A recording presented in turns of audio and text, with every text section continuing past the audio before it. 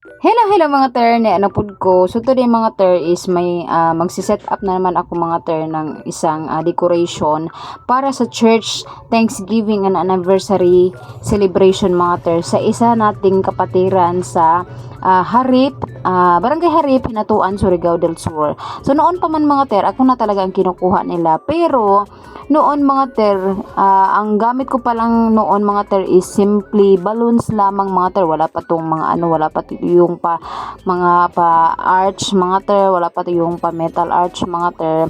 So noon talaga ang ginagawa ko mga ter kay tela lang at saka balloons. Tapos noon yung rate ko mga ter, okay na sa akin yung 500, 1K, pero iba talaga itong church na ito kay palaging sobra ang binibigay mga ter.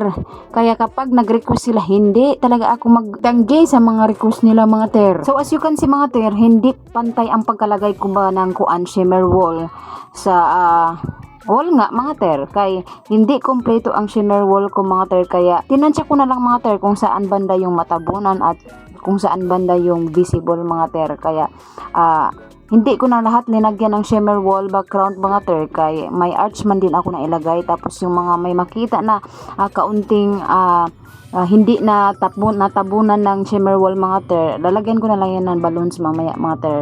Sa time na nga ito mga ter, hindi na kasama ang husband ko kay may fellowship sila mga ter para sa mga married na at sa lahat ng mga tatay. Kaya nag-inusaran na naman ako mga ter again and again. Mabuti na lang ato na rescue tong aking mga pamangkin ba.